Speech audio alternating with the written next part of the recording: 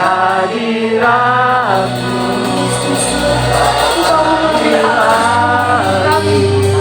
Hanya untuk memuji melayani. Sekali lagi, ku buka hati dan janganmu. Ku buka hati untuk jamahanmu, berserah penuh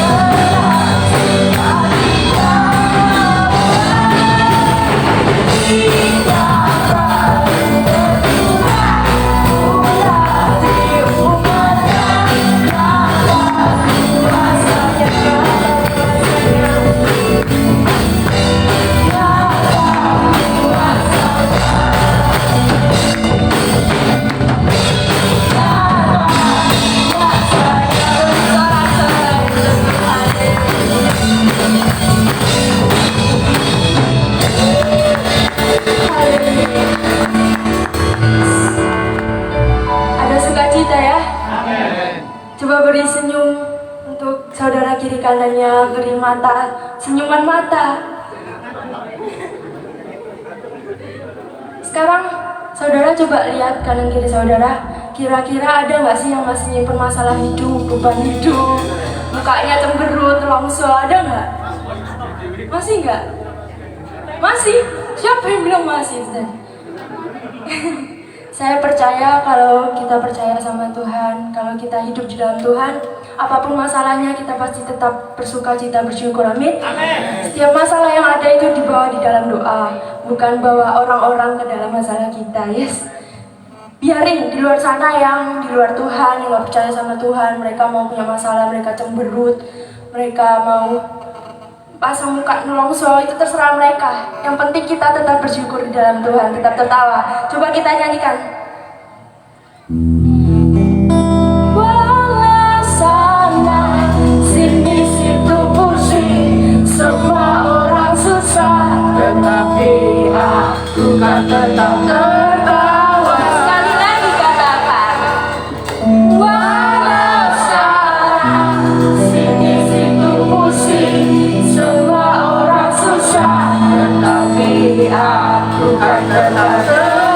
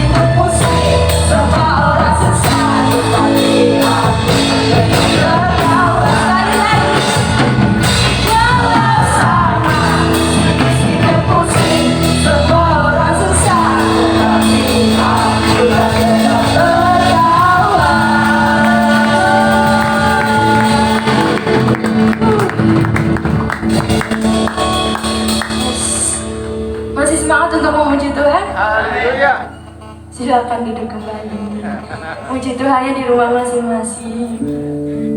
Sekarang tiba saatnya kita masuk ke dalam firman Tuhan. Kita siapkan hati, kita siapkan pikiran, kita siapkan telinga kita untuk mendengarkan sebagian dari firman. Apa sih yang mau Tuhan sampaikan pada kita pada pagi hari ini? Kita puji Allahku. Seperti itu sayang.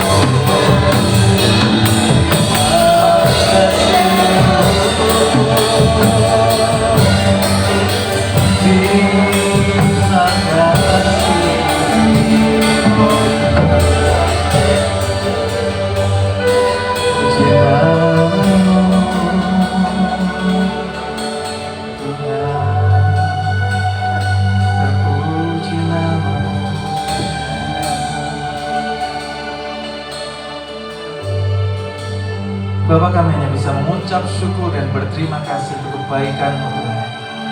Karena kami tahu Tuhan Yesus bahwa Engkau lakukan segala sesuatu atas kami, bukan karena kami baik, bukan karena kami hebat, tetapi Engkau melakukan segala sesuatu yang terbaik atas kami.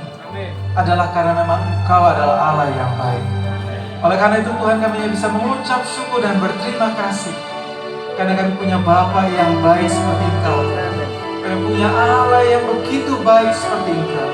Dan kami gak pernah temukan di muka bumi ini yang seperti Engkau. Oleh karena itu Tuhan, sekali lagi kami berterima kasih untuk waktu yang indah, waktu yang baik, waktu yang luar biasa yang Tuhan berikan atas kami. Dan hari ini Tuhan, sebelum kami belajar firman-Mu, kami berdoa, mari protek kami dengan kuasa darah-Mu, sehingga tidak ada kuasa-kuasa yang lain yang berusaha untuk mengganggu konsentrasi kami. Oleh karena itu Tuhan, kami tundukkan hati dan pikiran kami hanya kepada Tuhan. Karena kami tahu Tuhan Yesus, ketika kebenaran ini disampaikan, maka ada satu perubahan yang terjadi, satu transformasi yang terjadi. Dan sekali lagi, kami percaya bahwa ini adalah pekerjaan Roh Kudus. Oleh karena itu Roh Kudus, kami persilahkan Engkau untuk mengerjakan bagian-Mu dalam kehidupan kami. Terima kasih Tuhan Yesus. Ini kami siap belajar firman demi nama Tuhan Yesus yang mengucap syukur dan berdoa. Haleluya. Amin. Silakan duduk Bapak Ibu yang dikasihi Tuhan. Terima kasih di musik, di pujian. Shalom saudara. Shalom. Saya berharap dengan pakai masker nggak mengurangi volume suara.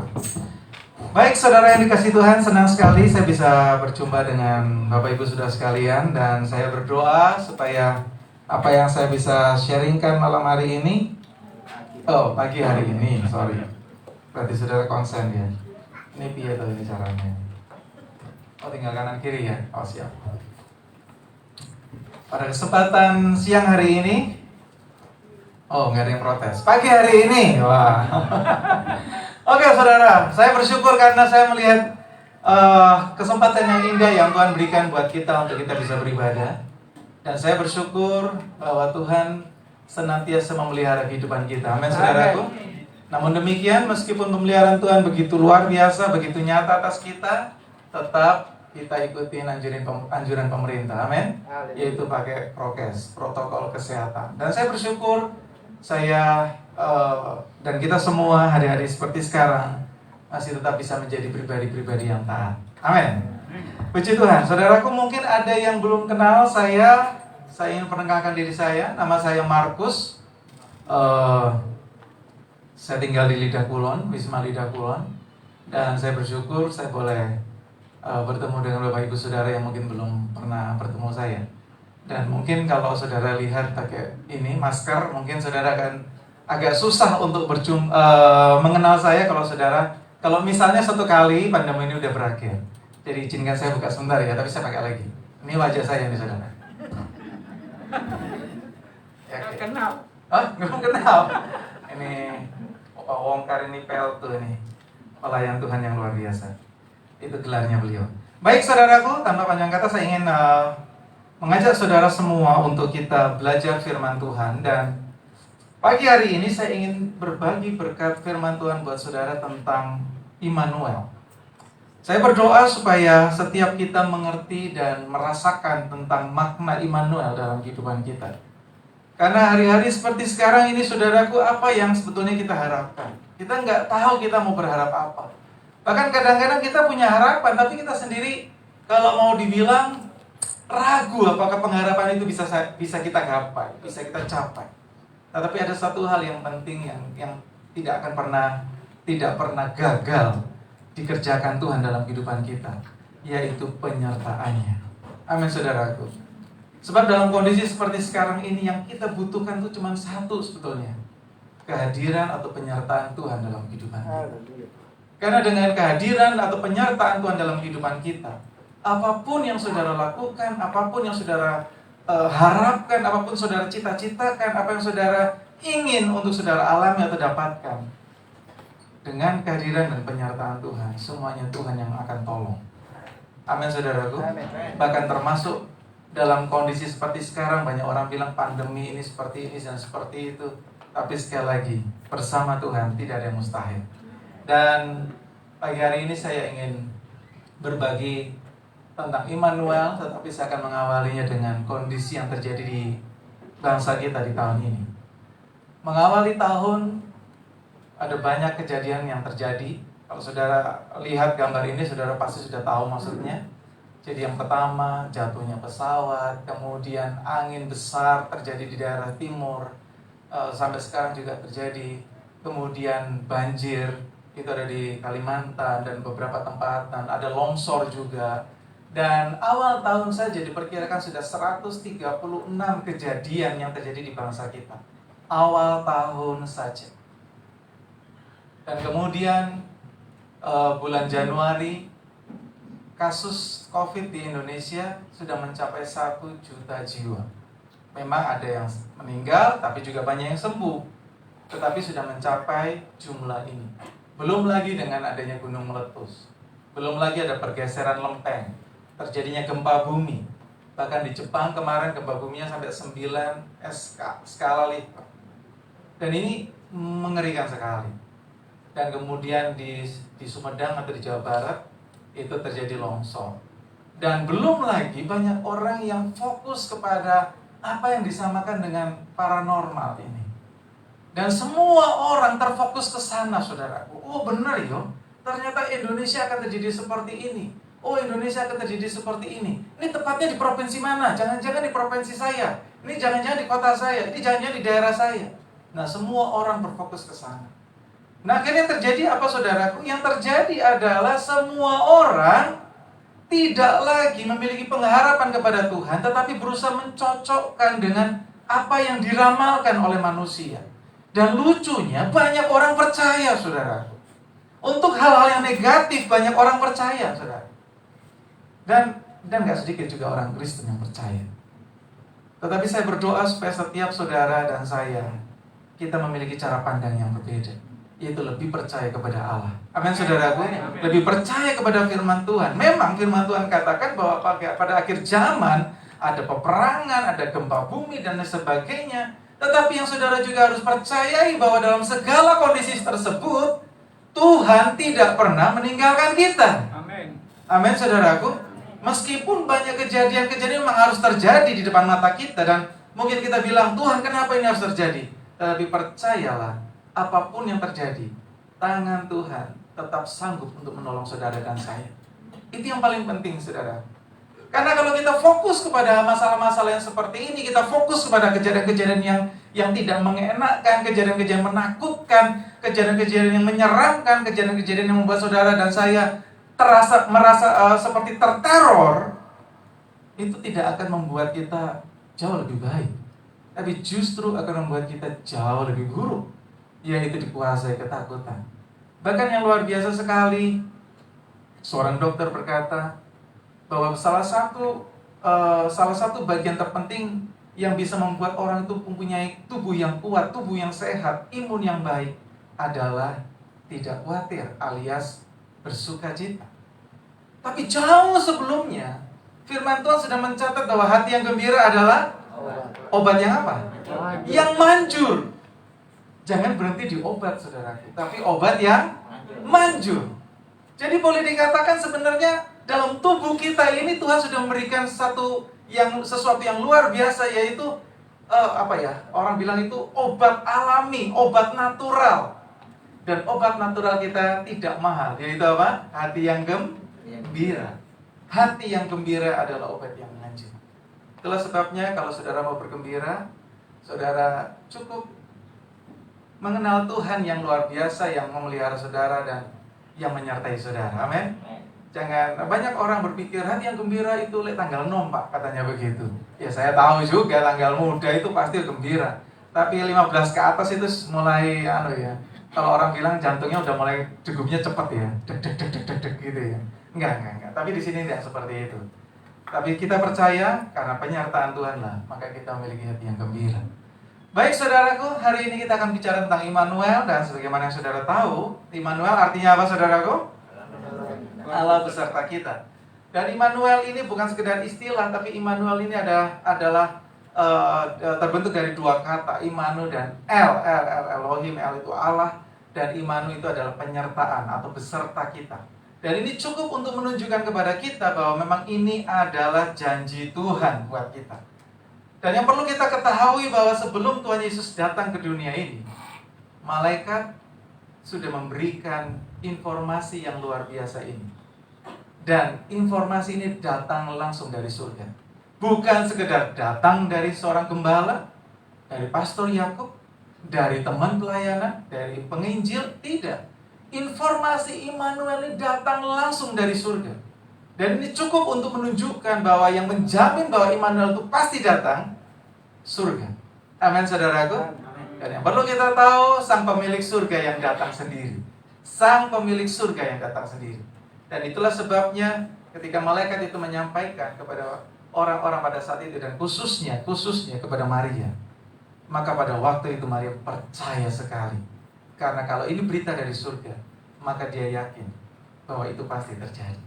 Itulah sebabnya bersyukur karena kita punya Bapa, punya Allah yang kita juga panggil dalam nama Immanuel. Dan berikutnya saudaraku, saya akan mengajak saudara untuk kita belajar dari Mazmur pasal yang ke-23. Saudara bisa catat saja, dan saudara bisa perhatikan screen. Di dalam Mazmur pasal yang ke-23 ayat 1-6 saya akan bacakan buat saudara, dan nanti kita akan bedah beberapa ayat buat kita untuk menemukan dan melihat betapa memang Allah kita itu adalah Immanuel. Oke, Mazmur 23 ayat yang pertama sampai dengan ayat yang ketiga, firman Tuhan katakan, Tuhan adalah gembalaku, takkan kekurangan aku. Ia membaringkan aku di padang yang berumput hijau. Ia membimbing aku ke air yang tenang. Ia menyegarkan jiwaku. Ia menuntun aku di jalan yang benar oleh karena namanya. Sekalipun aku berjalan dalam lembah kekelaman, aku tidak takut bahaya, sebab Engkau besertaku. Gadamu dan tongkatmu itulah yang menghibur aku. Engkau menyediakan hidangan bagiku di hadapan lawanku. Engkau mengurapi kepalaku dengan minyak, pialaku penuh melimpah. Kebajikan dan kemurahan belaka akan mengikuti aku seumur hidupku, dan aku akan diam dalam rumah Tuhan sepanjang masa. Amin. Saya percaya setiap saudara hafal sekali dengan ayat ini. Bahkan adik-adik sekolah minggu juga hafal, karena ada pujiannya, bahkan mungkin berkali-kali diceritakan. Tetapi adalah baik jika kita benar-benar juga mengingat akan ayat ini. Bukan sekedar Mazmur 23, tahu. Enggak seperti itu saudaraku. Tapi nanti kita akan lihat, kenapa Mazmur 23 harus kita percayai. Kenapa Mazmur 23 harus kita pegang. Kenapa Mazmur 23 harus kita ingat. Kenapa Mazmur 23 juga menjadi bagian terpenting dalam kehidupan kekristenan kita. Kita pelajari. Immanuel. Sebelum saya membahas lebih jauh, saudara harus tahu bahwa pemazmur atau Daud ini bukan orang biasa, tetapi dia adalah seorang raja. Bahkan ketika dia menuliskan akan syair ini, atau dia menyanyikan syair ini, dia adalah seorang raja. Dan dia adalah orang yang luar biasa. Bukan sekedar raja biasa, raja yang biasanya hanya memerintah, tapi Daud adalah pribadi yang luar biasa. Dibuktikan dari apa saudaraku? Dibuktikan dari hubungannya dengan Tuhan, dibuktikan dari bagaimana dia bertanggung jawab terhadap rakyatnya, dan bagaimana dia benar-benar adalah orang yang takut akan Tuhan. Meskipun ada beberapa kali dia sempat melakukan pelanggaran di hadapan Tuhan, tapi selebihnya Daud adalah orang yang luar biasa. Dan firman Tuhan katakan bahwa Daud adalah orang yang berkenan di hati Tuhan. Luar biasa. Tetapi Daud berkata bahwa Tuhan adalah gembalanya. Tuhan adalah gembalaku, itu kata Daud. Tapi dalam perspektif Daud, gembala itu seperti apa? Seperti apa sih seorang gembala? Berdasarkan Yohanes pasal yang ke-10, 1 Samuel 17, dan Yohanes pasal yang ke-21, saudara akan temukan ciri-ciri dari seorang gembala menurut pandangan Alkitab. Berdasarkan pandangan Alkitab, atau kata Alkitab tentang seorang gembala, atau karakteristik seorang gembala, yang pertama dikatakan, dia menjaga domba dari binatang buas. Itulah sebabnya Tuhan Yesus juga memberikan satu pengarahan, bahwa seorang gembala yang sejati itu adalah seorang gembala yang bahkan rela menyerahkan nyawanya demi domba-dombanya. Karena bisa saja dia akan diserang sama binatang buas. Dan itu adalah ciri gembala. Dan yang kedua, mencarikan padang rumput yang terbuka luas. Terbuka itu supaya cara pandangnya enak untuk melihat domba-dombanya. Jadi nggak gampang diterkam dan lengah, tapi dengan pandangan yang luas, mudah sekali untuk mendeteksi di mana dombanya dan barangkali ada binatang buas. Kemudian dikatakan memilih area yang aman dan bukan rawa. Karena domba nggak bisa ngerti, saudaraku, tempat yang kelihatannya berumput tapi bawahnya itu ternyata gembur dan bahkan rawan, bisa menjadi lumpur maut atau rawa. Kemudian mencari tempat yang tidak jauh dari mata air. Ya kan? Sama seperti kita, kalau kita ke warung aja kalau beli makan kan pasti pengen dekatnya ada minuman, ya kan? Dan domba, dia itu pokoknya ada rumput dia makan gitu aja. Tapi seorang gembala yang baik, seorang gembala yang sejati, dia akan membawa dombanya mendekati mata air dan mencari mata air yang tenang, tidak dalam. Karena domba juga nggak ngerti mana mata air yang arusnya cepat, arusnya kenceng, bahkan yang dalam, bahkan yang ada buayanya, itu domba nggak ngerti. Dan gembala mengerti. Memperhatikan hewan yang luka dan terkena hama pada kulit. Bayangin, saudaraku, kalau mungkin sekarang penjaga ternak itu taunya cuman ya pokoknya ternak dibawa makan rumput asal saya bawa pulang. Tapi domba yang baik lebih dari itu, saudaraku. Bahkan ngecek barangkali, namanya domba itu kan bulunya banyak, barangkali ada kutu, barangkali ada bakteri, barangkali ada penyakit-penyakit atau luka yang akhirnya menyebabkan kulitnya rusak dan lain sebagainya. Gembala yang baik memperhatikan akan hal itu. Kemudian mengenal dombanya dan memastikan tidak ada yang hilang atau tersesat. Bayangin, saudaraku, itulah sebabnya luar biasa sekali. Kalau saudara pernah perhatikan video, ada seorang gembala yang dia kalau membunyikan sesuatu, domba-dombanya pada datang. Itu luar biasa sekali. Dan mengumpulkan mereka menjelang malam dan menjaga mereka di saat tidur. Ini gembala yang baik. Gembala yang baik adalah ketika domba-dombanya tidur, dia malah berjaga, saudaraku. Luar biasa kan? Kalau di sini kan kadang-kadang mbaknya lagi keluyuran, malah penjaganya yang tidur, ya kan, saudara. Mungkin mbaknya yang jaga penjaganya. Tapi enggak. Kalau di sana enggak. Penjaga atau gembala yang baik, dia menjaga kawanan domba. Dan kenapa Raja Daud sampai mendefinisikan gembala itu seperti itu? Karena Raja Daud ternyata adalah mantan seorang gembala. Firman Tuhan katakan dalam 1 Samuel bahwa Raja Daud itu menggembalakan, walaupun firman Tuhan katakan 2-3 ekor, tetapi intinya bukan itu. Intinya Daud seorang gembala yang bertanggung jawab. Bahkan firman Tuhan katakan bahwa Daud mengejar singa, mengejar beruang, menghantam mereka semua untuk merebut.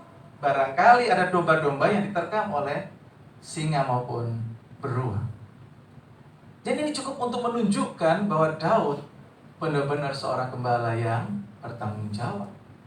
Dan kalau Daud seorang manusia, dia memiliki cara pandang seperti itu, maka kemudian ketika ia berkata bahwa Tuhan adalah gembalaku, maka dalam pemahaman Daud bahwa cara Tuhan menggembalakan Daud lebih dari Daud menggembalakan domba-dombanya.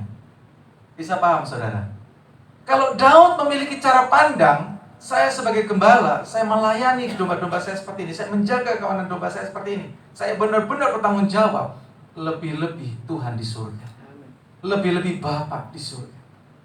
Itulah sebabnya, saudaraku, kalau Raja Daud yang luar biasa saja berkata bahwa Tuhan adalah gembalaku, maka di pemandangan Raja Daud, seorang gembala itu bukan biasa saja, tapi sungguh luar biasa.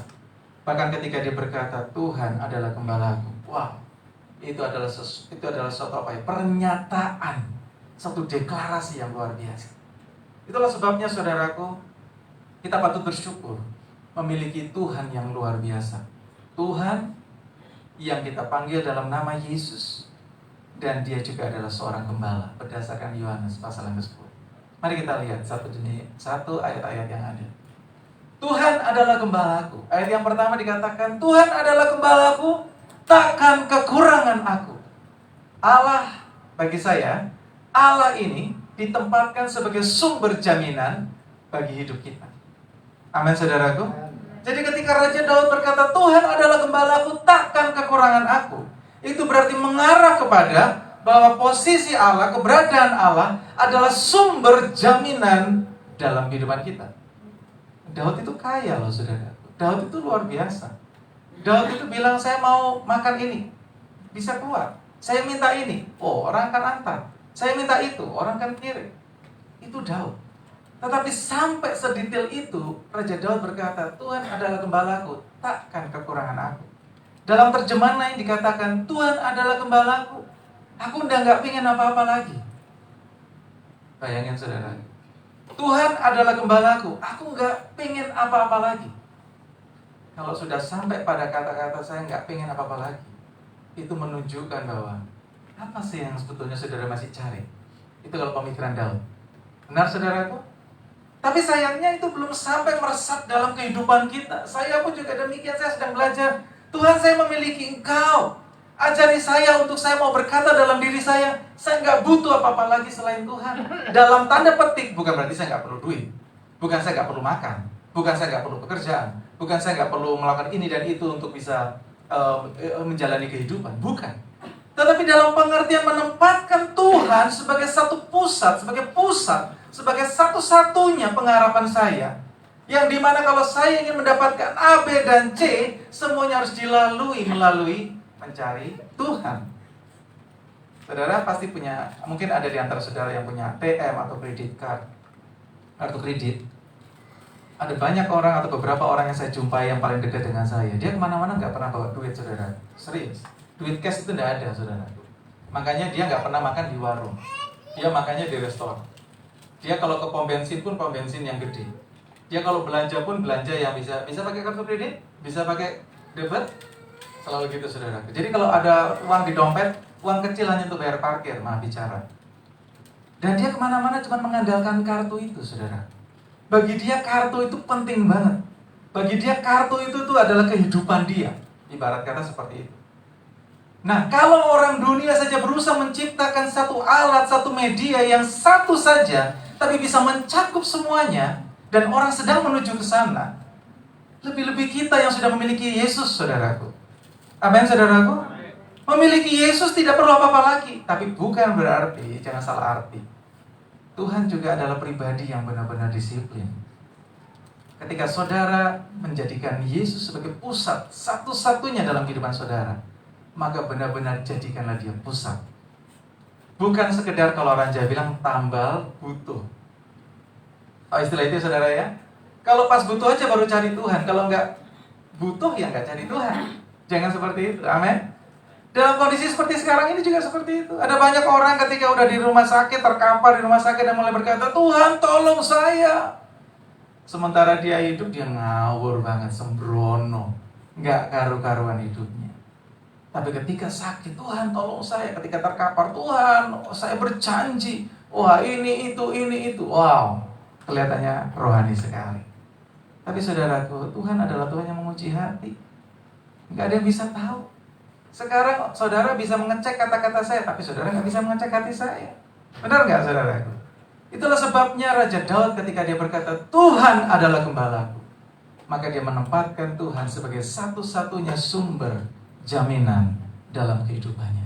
Dan firman Tuhan katakan, nama itu, sumber jaminan itu disebut Jehovah Jireh. Jehovah Jireh, itu Allah yang melihat dan Allah yang menyediakan. Itulah gembala yang luar biasa. Berikutnya ayat yang kedua, ia membaringkan aku di padang berumput hijau, ia membimbing aku ke air yang tenang. Saya menyimpulkan bahwa di sini adalah Allah memelihara kehidupan kita dengan kasih-Nya. Sebab domba itu butuh air dan butuh rumput, dan dia gak bisa mencari itu dengan baik. Itu domba. Tetapi Tuhan menyediakan, bahkan membaringkan. Kata membaringkan di sini, kalau saudara perhatikan, ini bukan tidur. Membaringkan itu dia menjamin sekeliling itu adalah tempat yang benar-benar. Aduh, saudara bayangin bangun, maaf ini bukan saudara, maksudnya kalau domba itu ya, begitu dia buka mata, rumput sekitarnya, buka mata dapat makanan, buka mata dapat air. Itu menunjukkan bahwa jaminannya begitu luar biasa. Amin, saudaraku. Dan Raja Daud berkata, karena Tuhan membaringkan dia di padang berumput hijau, dia melihat bahwa dan ia membimbing ke air yang tenang. Ini menunjukkan apa? Bahwa bersama Tuhan itu ada damai, peace, shalom. Amin, saudaraku. Kalau kita kurang air, kurang makan, kurang ini, kurang itu, ada damai, saudaraku? Ada damai enggak? Hari ini saya nggak bisa makan, Pak, tapi saya ada damai. Hari ini saya nggak punya uang, Pak. Hari ini saya nggak punya ini untuk beli ini, beli itu. Ini anak saya butuh ini, tapi saya nggak punya duit, Pak. Tapi hati saya damai. Ada yang seperti itu? Tentu tidak. Tentu tidak. Tetapi orang yang mengalami peace, mengalami damai dalam hidupnya, mengalami shalom dalam hidupnya, saya percaya bahwa Tuhan ada dalam hidupnya. Amin, saudaraku. Itulah sebabnya kita bersyukur punya Tuhan yang luar biasa. Ayat yang ketiga.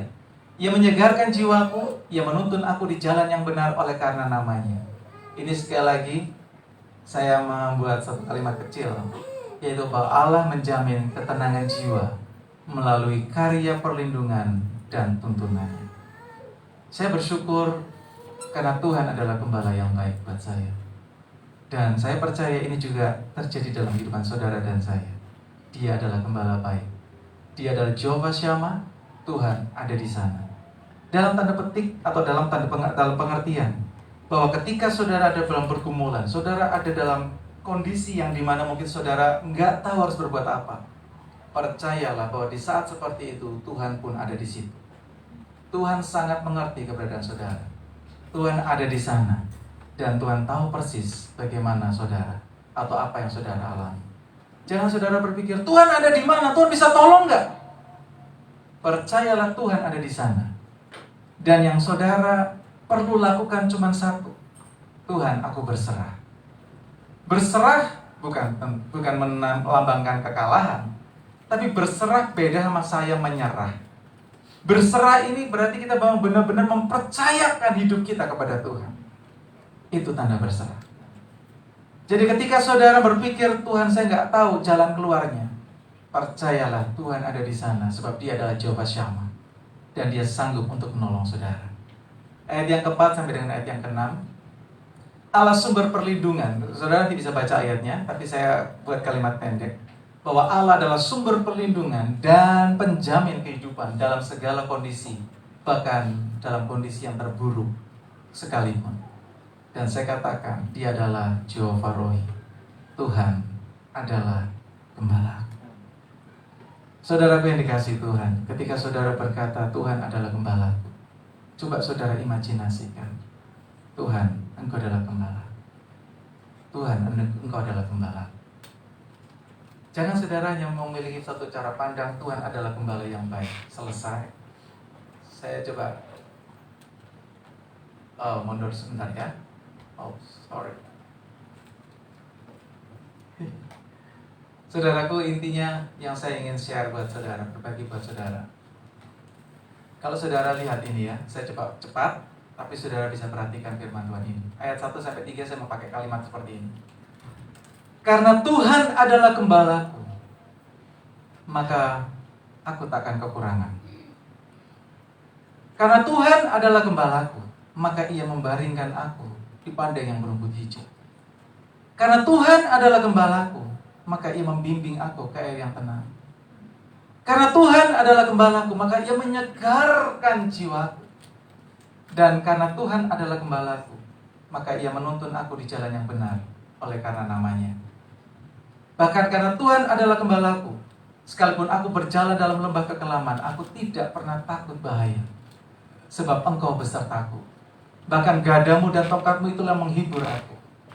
Dan karena Tuhan adalah gembalaku, maka Dia menyediakan hidangan bagiku, bahkan di hadapan para lawanku. Dan dikatakan, dan Tuhan mengurapi kepalaku dengan minyak. Mengurapi dengan minyak. Dan pialaku penuh melimpah. Dan ini janjinya saudaraku. Karena Tuhan adalah gembalaku, maka kebaikan dan kemurahan akan mengikuti aku seumur hidupku. Bukan seumur jagung 2-3 bulan, tapi seumur hidupku. Dan aku, saya dan saudara akan diam dalam rumah Tuhan sepanjang masa. Rumah Tuhan, rumah di mana Tuhan ada, rumah di mana Tuhan berdiam, rumah di mana Tuhan yang memerintah, rumah di mana Tuhan yang menjamin kehidupannya. Sama seperti yang dikatakan dalam Wahyu 3 ayat yang ke-20. Barang siapa mendengar suaraku dan membukakan pintu, maka aku akan masuk mendapatkannya. Mendapatkan yang membuka pintu. Dan dia akan duduk bersama-sama, makan bersama-sama, dan tentunya dia memberkati setiap kita. Itulah sebabnya saudaraku, Immanuel jelas menunjukkan kepada setiap kita bahwa dia adalah Allah yang luar biasa. Dan bukti daripada Immanuel, saudara bisa perhatikan screen. Dia bersedia dicambuk hanya supaya membuat kita merdeka di dalam dia. Dia rela harus memikul salib. Tujuannya juga supaya saudara dan saya merdeka di dalam dia. Dan yang terakhir, dia rela mati demi kita, juga supaya kita dibebaskan. Amin saudaraku. Bukan karena kita baik, bukan karena kita hebat, tetapi karena kasih-Nya atas kehidupan kita. Saya berdoa supaya setiap kita memahami arti Immanuel ini, bahwa Tuhan adalah Tuhan yang baik, bukan karena saya dan saudara baik, tetapi memang karena Dia adalah Allah yang baik. Bukan karena kita hebat, tetapi justru karena kita memiliki Allah yang hebat. Sekali lagi saudaraku, saudara diselamatkan bukan karena karya, upaya, ataupun usaha saudara, tetapi semuanya murni karena kebaikan Tuhan. Saudara bisa hidup sampai hari ini, bahkan menjalaninya sampai hari ini, bukan karena usaha saudara, upaya saudara. Memang ada upaya dan usaha kita, tapi selebihnya karena Tuhan mengasihi kita dan memberikan kasih karunia-Nya kepada setiap kita. Mari kita berdoa saudara. Bapa di surga, kami mengucap syukur untuk kasih setia-Mu, dan kami berterima kasih untuk kemurahan. Engkau memberkati setiap kami jemaat-Mu dari depan hingga belakang. Dan kami berdoa Tuhan, biarlah setiap kami dari yang paling kecil sampai yang tua, kami tahu Tuhan Yesus bahwa kasih setia-Mu selalu ada atas kehidupan kami. Kuatkan dan teguhkan hati kami, agar kami supaya kami hanya selalu berharap, terfokus pandangan kami kepada Gembala Agung kami, yaitu Engkau Tuhan. Dan kami mengucap syukur Tuhan, kami memiliki Bapa yang baik seperti Engkau. Sekali lagi Tuhan Yesus yang baik, kami mengucap syukur untuk kasih karunia-Mu, dan kami percaya bahwa dalam segala hal dalam kehidupan kami, Engkau tahu, dan Engkau yang akan membawa kami bisa menikmati semua janji-janji-Mu. Terima kasih untuk kasih karunia-Mu yang ajaib buat kami Tuhan. Dan untuk selanjutnya kami serahkan jemaat-Mu ke dalam tangan Tuhan. Biarlah firman-Mu termeterai dalam hidup kami semua, dan itu memberikan kepada kami satu kekuatan untuk berharap pada Tuhan. Terima kasih Tuhan Yesus. Kami mengucap syukur, dan kami balaskan doa kami di dalam nama-Mu yang kudus, nama Tuhan Yesus. Amin. Haleluya, puji nama Tuhan. Diberkati saudara hari ini. Amin. Haleluya. Kasih Allah begitu luar biasa dalam hidup saudara dan saya. Dan terima kasih untuk hambanya Pastor Markus yang hari ini boleh memberkati ya jemaat Tuhan di tempat ini. Puji nama Tuhan. Sebelum kita akan akhiri ibadah kita hari ini, untuk pengumuman, karena ada beberapa pengumuman yang akan disampaikan. Saudara, untuk yang akan ambil bagian dalam pelayanan minggu depan, sekali lagi mempersiapkan segala sesuatunya dengan baik. Karena apa yang kita boleh lakukan untuk Tuhan. Ya, puji nama Tuhan. Untuk selanjutnya, untuk persembahan, ini persembahan untuk yang minggu lalu, baik persembahan persepuluhan, persembahan mingguan, juga akan ucapan syukur. Nice. Doa puasa, saudaraku, mulai minggu depan, hari Senin, jadi mulai besok ya kita akan masuk dalam doa puasa. Ya, doa berantainya masih tetap berjalan. Ya, jadi doa berantai menara doa masih tetap berjalan. Untuk menara doa akan berakhir tanggal 6 Maret. Ya, jadi menara doa sekali lagi masih tetap berjalan ya, dari setiap jam yang ada 24 jam kita berdoa itu masih berjalan sampai tanggal 6 Maret terakhir. Tetapi untuk besok kita akan mulai kembali sambung dengan doa puasa ya, doa dan puasa. Saudara boleh ambil komitmen secara pribadi untuk saudara boleh berpuasa ya. Untuk doa puasa dalam untuk minggu depan kita akan berdoa setiap hari Senin sampai dengan hari Jumat jam 6 sampai jam 7. Jadi kalau untuk jam 6 sampai jam 7, kalau saudara yang ambil bagian di menara doa jam 6 sampai jam 7, mungkin bisa bergabung ya bersama-sama dalam doa puasa. Ya, untuk waktu puasa saudara ambil komitmen sendiri. Kita buat hari kita doa jam 6 karena memang bervariasi ya. Saudara ambil doa mulai ada yang sampai jam 12, ada sampai yang jam 6. Ya, saudara ambil waktu sendiri untuk waktu puasa. Ya, tapi di gereja saudara di sini kita buat terakhir makan mulai jam 12 malam terakhir makan dan akan kembali buka puasa di jam 7-nya ini. Ya, tapi saudara bisa ambil komitmen masing-masing untuk kita bisa ambil doa puasa. Saya berharap bahwa setiap kita bisa bersama-sama, ayo kita yang lakukan ini dengan baik. Ya, gereja dalam tahun ini saudaraku ya ajak kita terus untuk kita berdoa. Ya, supaya setiap kita ini benar-benar suatu ya ada membangun hubungan ya keintiman dengan Tuhan dan akan lahir pengalaman-pengalaman pribadi di dalam Tuhan. Amin. Besok kita mulai doa puasa dan jam 6 saudara yang sudah pulang kerja, ayo sama-sama kita satukan hati untuk kita berdoa. Hari Senin sampai Jumat, karena hari Sabtunya kita akan persiapkan untuk ibadah minggu karena ada mulai latihan dan kita supaya nggak terlalu terburu-buru untuk yang latihan. Ya, puji nama Tuhan. Ini yang bisa saya sampaikan berkenaan dengan doa puasa dan akan ada tambahan pengumuman mungkin nanti dari pemuda berkenaan dengan Paskah.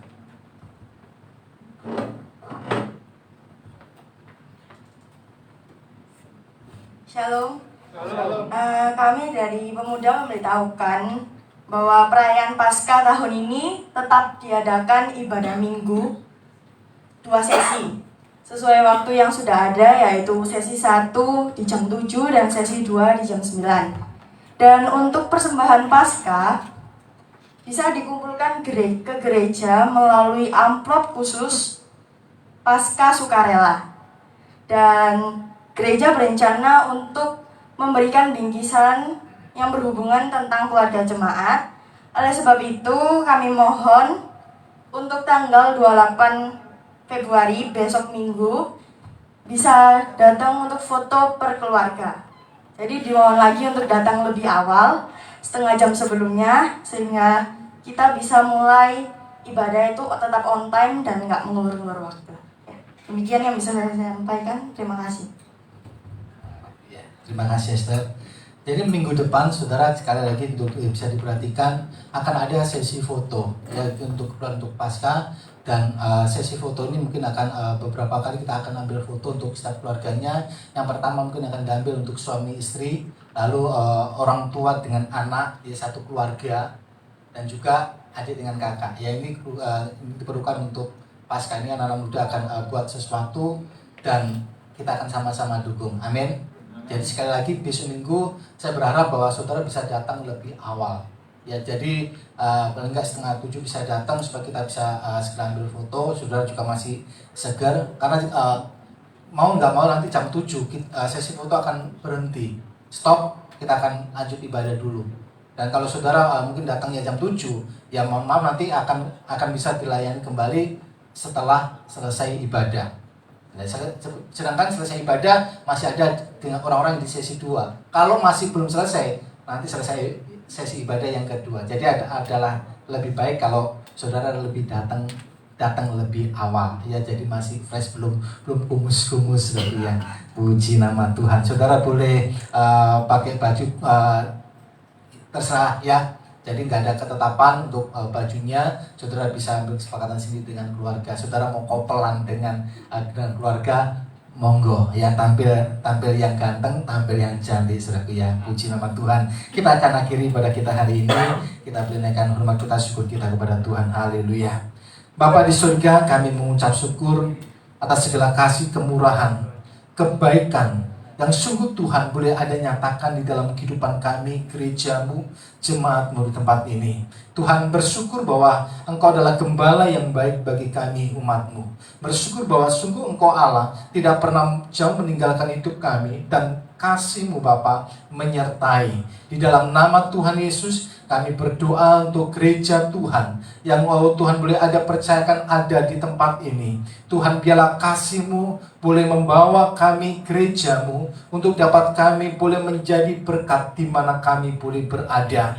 Bapa, ajar kami untuk kami boleh melakukan segala sesuatu yang baik untuk nama Tuhan dipermuliakan. Engkau memberkati daripada setiap jemaat Tuhan, biarlah hidup mereka senantiasa penuh dengan ucapan syukur. Biarlah kasih Allah membawa hidup daripada setiap jemaat untuk mereka dapat mengalami pengalaman pribadi bersama-sama dengan Tuhan, sehingga sungguh akan lahir daripada hidup mereka, Tuhan, akan hati yang penuh dengan pujian, dengan pengakuan hormat kepada Allah, karena kasih-Mu luar biasa Engkau boleh nyatakan. Di dalam nama Tuhan Yesus kami percaya Tuhan, sungguh Engkau Allah yang akan membuat berhasil segala pekerjaan tangan daripada umat-Mu. Engkau yang akan membuat berhasil daripada setiap usaha yang mereka boleh lakukan, dan Engkau yang akan mengangkat hidup mereka. Dan bahkan Tuhan, hamba-Mu juga berdoa, dan seketika sekalipun hari-hari ini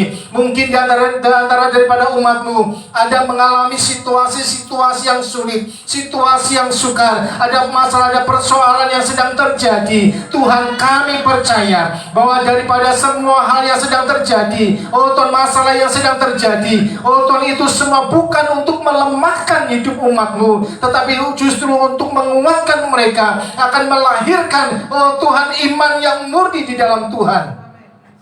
Kami berdoa Tuhan, kami percaya bahwa akan ada mujizat demi mujizat dinyatakan daripada setiap umat-Mu. Engkau yang menolong mereka yang sakit. Kami percaya di dalam nama Yesus ada mujizat, ada kesembuhan, ada keajaiban. Kami berdoa Tuhan, di dalam nama Tuhan Yesus, yang lemah dikuatkan, yang letih lesu berbeban berat mereka dapatkan penghiburan daripada Allah.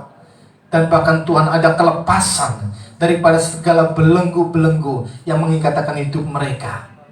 Hamba-Mu berdoa hari ini dalam nama Tuhan Yesus. Bapa, Engkau memberkati akan setiap anak-anak-Mu, Tuhan, yang boleh ambil bagian di dalam menara doa. Tuhan, doa berantai 24 jam. Kami bersama-sama Tuhan, satukan hati untuk kami terus boleh ada berdoa. Bapa, biarlah Engkau yang memberkati daripada setiap anak-anak-Mu. Demikian juga Tuhan, jika mulai besok demikian gereja boleh Tuhan ada bersama-sama satukan hati untuk kami boleh ambil bagian di dalam doa dan puasa. Tuhan, biarlah Engkau ada campur tangan. Tuhan, biarlah Engkau memberkati, menyertai. Dan biarlah kami semua umat-Mu, kami boleh melakukan semuanya ini dengan hati yang penuh dengan ucapan syukur. Di dalam nama Tuhan kami Yesus Kristus, memberkati bangsa kami Indonesia. Tuhan, Kau tolong bangsa ini Tuhan. Biarlah Tuhan apa yang juga sedang terjadi di atas bangsa ini, Tuhan, biarlah Engkau Allah campur tangan, sehingga ada Tuhan langkah-langkah yang baik yang dapat dilakukan pemerintah di dalam menangani akan Tuhan COVID-19. Biarlah Tuhan ada campur tangan daripada Allah. Tuhan, demikian juga Tuhan dengan vaksin yang terus diberikan. Biarlah Tuhan demikian ada kerjasama yang baik dari pemerintah dan juga akan masyarakat Indonesia. Di dalam nama Tuhan Yesus, dan daripada semuanya ini, COVID-19 akan segera Tuhan dapat teratasi, karena ada campur tangan daripada Tuhan. Terima kasih Allahku, memberkati kota Gresik di mana kami boleh ada. Biarlah Tuhan kota ini pun boleh penuh dengan kemuliaan daripada Allah. Kami lepaskan damai sejahtera Allah atas kota kami Gresik. Kami lepaskan sukacita Allah atas kota kami Tuhan. Dan kami percaya Tuhan ada kemurahan Allah atas kota ini. Pemimpin-pemimpin kami Tuhan, yang Tuhan jalankan roda pemerintahan kota, Tuhan Engkau memberkati, memberi hikmat atas hidup mereka. Dan biarlah Tuhan ada roh yang takut akan Tuhan di dalam mereka menjalankan tugas tanggung jawab mereka. Dan selanjutnya Tuhan, pakai kami gereja-Mu, dan bahkan gereja-gereja Tuhan, umat Tuhan yang ada di Gresik, pakai kami untuk dapat kami Tuhan dapat menjadi berkat. Terima kasih Allahku. Di dalam nama Tuhan Yesus, sungguh kami mengucap syukur untuk hari ini. Dan jika sebentar bersama-sama kami akan pulang dan kembali ke rumah masing-masing. Bapa, bila kami pulang di dalam damai sejahtera, dalam sukacita yang daripada Kristus. Di dalam nama Tuhan Yesus, mari bersama-sama saudaraku kita akan bangkit berdiri. Haleluya. Dan hari ini dengan imanmu, saudara angkat akan kedua tanganmu dan terimalah berkat daripada Tuhan kita Yesus Kristus. Haleluya. Saudara-saudaraku yang terkasih, hari ini Tuhan sudah berbicara di dalam kehidupanmu. Dengan baik-baik engkau sudah mendengarkannya. Dan bahkan dengan setia engkau mau melakukan di dalam kehidupanmu. Maka dengarlah firman Tuhan, bahwa sungguh Tuhan memberkati engkau dan melindungi engkau. Tuhan menyinari engkau dengan wajah-Nya dan memberi engkau kasih karunia. Tuhan menghadapkan wajah-Nya kepadamu dan memberi engkau damai sejahtera. Terimalah berkat ini dengan ucapan syukur. Dan hari ini pulanglah, biarlah anugerah damai sejahtera daripada Tuhan kita Yesus Kristus, kasih daripada Allah Bapa, dan di dalam persekutuan Roh Kudus menyertai kehidupanmu hari ini, besok, dan bahkan sampai selama-lamanya. Engkau yang percaya diberkati. Sama-sama serukan amin. Puji nama Tuhan. Selamat hari Minggu. Tuhan Yesus memberkati.